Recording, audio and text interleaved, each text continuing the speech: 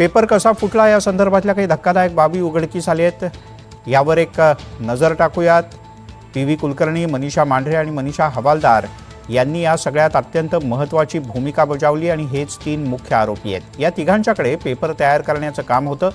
Paper तयार करताना कडेकोट सुरक्षा व्यवस्था असणं अत्यंत गरजेचं होतं। काम झाल्यानंतर यांना घरी जाण्याची मुभा होती आणि याचाच या तिन्ही शिक्षकांनी फायदा उचलला। तिघांनी दिवसभर प्रश्न पाठ केले, घरी गेल्यानंतर कागदावर लिहून काढले आणि महत्त्वाचे प्रश्न असं सांगून खाजगी क्लासमधल्या विद्यार्थ्यांना दिले।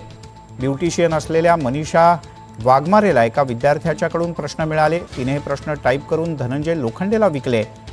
एवढंच नाही तर धनंजयनं सर्व राज्यातल्या दलालांना हाताशी धरलं आणि हे प्रश्न विविध ठिकाणी पाठवले।